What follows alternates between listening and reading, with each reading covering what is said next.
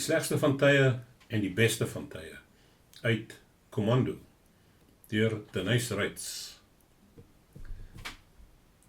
Omdat ek nog steeds mank geloop het ek stadig aan agter geraak. Om dinge nog erger te maak, het my klein Mary geboorte geskenk aan 'n doodgebore filletjie. Ten spyte van die baringsnood wat op haar gewag het sy die trek so onwrikbaar verdra, dat ek nie eens daarvan bewus was dat iets met haar verkeerd was nie. Maar toe was sy gedaan. Na 'n rukkie het sy op haar voete gestrompel. Omdat ek het nie kon waag om so naby aan die Engelse kampe te bly nie, hulle vure was nog in die verte sigbaar, het ek haar stadig vorentoe gelei. Teen daardie tyd het die res van ons manskappe in die donker verdwyn, en ek moes nog vir 'n uur of 2 in die donker alleen aanploeter. Ek het my arme perd agter my aangesleep, totdat sy nie 'n voet verder kon versit nie. Ek het besluit om daar halt te roep tot die volgende môre. Dit was bitterkoud. So koud dat ek vroeër daardie aand van die manne hoor sê het, dat dit die koudste nag was wat hulle nog ooit ervaar het. Omdat ek geen vuurmaakhout kon vind nie, het ek my kombers om my skouers gevou en daar al bibberend en bewend tot die volgende dag gesit. Met die aanbreek van die dageraad het ek gevind ek was op 'n droewige wye vlakte wat myle ver gestrek het sonder enige teken van die Commando. By 'n doringboom in die verte het ek 4 van my Duitse vriende gevind, waar hulle by mekaar gedrom het teen die koue. Hulle het gesê dat hulle in die nag agtergekom het, ek was nie daar nie.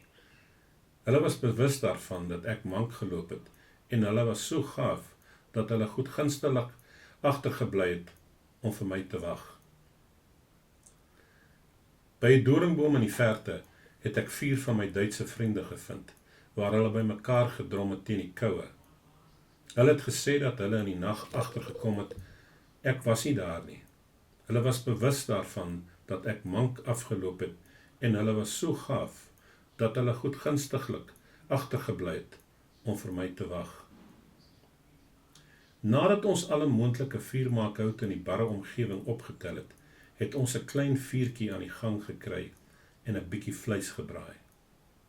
Ons het die spore van die Commando gevolg, maar die vordering was baie stadig, want my kamerade se perde was nie in 'n veel beter kondisie as my eie nie. Teen 9 of 10 uur die volgende oggend het daar 'n onheilspellende stofpilare agter ons die lug ingestyg. Dit het ons gewaarsku dat die Engelse kolonne van die vorige aand besig was om in ons rigting terug te keer. Ons kon die troepe nog nie sien nie, maar as 'n mens die toestand van ons perde in ag sou neem, was daar min kans om voor hulle te bly wanneer hulle verkenners eers op die gesigseinders sou verskyn. Ons het dus maar so goed as moontlik aangestoot. Net toe ons so af en toe 'n perderyter ver agter ons gesien het ons genadelik die Hartsrivier bereik. Dit was meer 'n barre stuk sand oor die vlakte as 'n rivier. Daar het geen bome op die wal gegroei nie, en van 50 tree af kon 'n mens glad nie die walle sien nie. Dit was ons redding. Skaars was ons en ons perde buite sug op die droë bedding, of die troepe het hulle in 'n hordes by die rivier aangekom. Alles het egter goed afgeloop. Toe die Engelse die wal bereik het hulle begin om 'n heiling vir hulle kanonne en waans te grawe. Dit het hulle ure geneem, voordat hulle transport deurgekry het, waar tydens ons, bevrees dat ons ontdek sou word, oor die wal geloer het.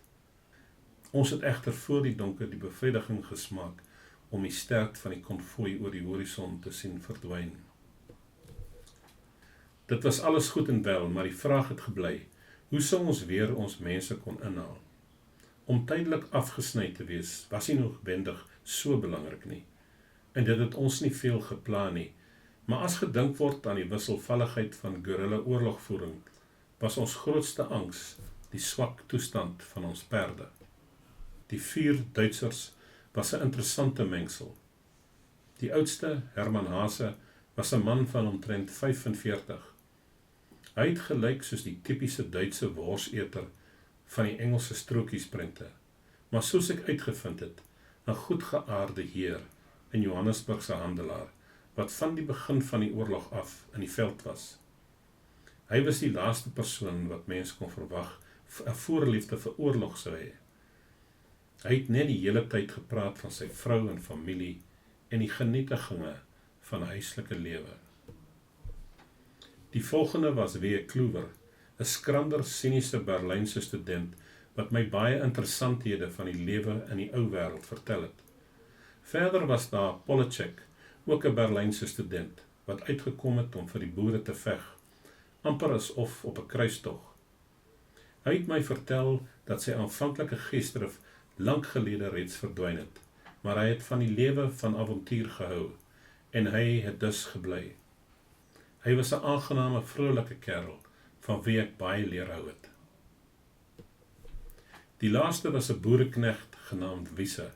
Hy was 'n onhandige, dommerige plaasjapie, maar heel dapper.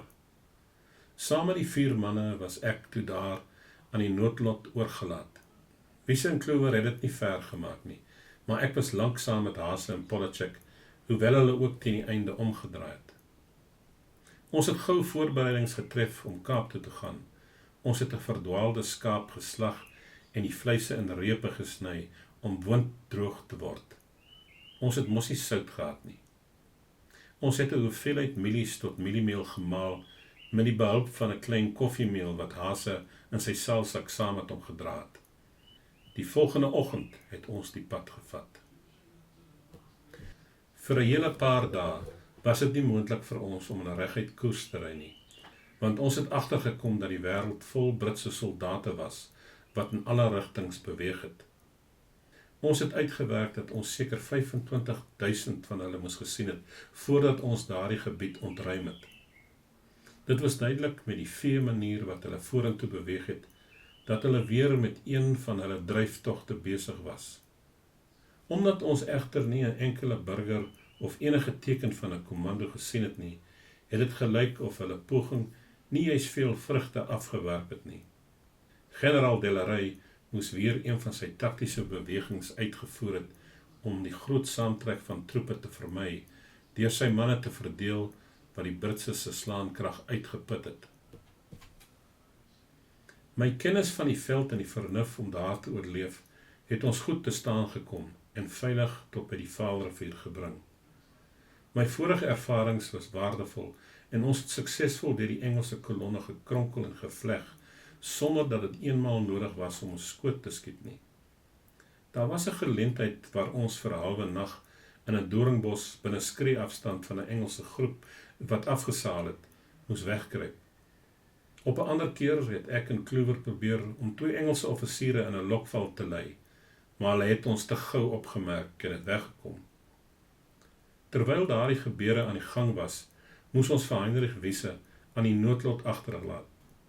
Sy perd het ingegee en hy het blaase onder sy voete ontwikkel. Ons het hom naby 'n Engelse kolon agtergelaat, waar ons seker was dat hy opgetel en versorg sou word. My been het mooi herstel, maar ons het nog bitter swaar gekry in die koue nagte. Verder het ons die opwinding van om uit die pad van die Engelse magte en patrollies te bly, amper begin geniet. Die Duitsers het gesê dat dit die lekkerste tyd was wat hulle in die oorlog gehad het.